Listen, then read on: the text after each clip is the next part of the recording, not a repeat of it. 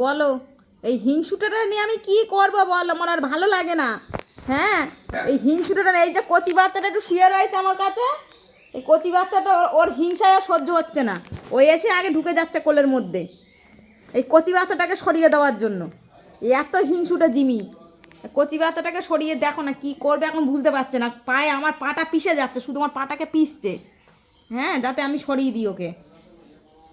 আমার তো লাগছে না। দেখো দেখো অবস্থা দেখো,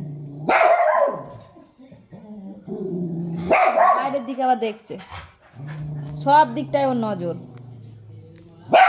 সর কল থেকে, সর কোল থেকে, সরে যা। সরবে না, আরো চেপে দেবে, জায়গা দখল করবে, কাউকে আসতে দেবে না।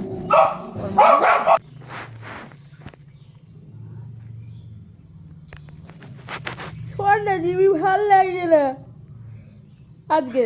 মা শরীরটা তো ভালো না, বল। সবসময় মাকে জ্বালাতন করলে ভাল লাগে? মা শরীরটা তো ভালো না, দেখতে পাচ্ছিস না মায়ের শরীরটা ভালো না? তুই তাও মাকে জ্বালাতন করছিস এরকম করে।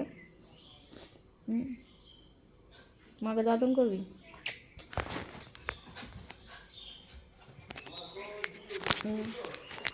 কথা বলতে দেবে না, কারোর সাথে কথা বলতে দেবে না। হ্যাঁ, না বলতে দেবো না। দেখছো এরকম করে থাকবে, পুরোটা আমার কোলের উপর বসে রয়েছে।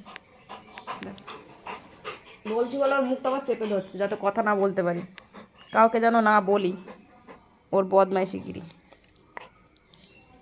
মা মা শুধু ওর একা, আর কারণ না। দখল করে রেখে দেবে মাকে পুরোটা।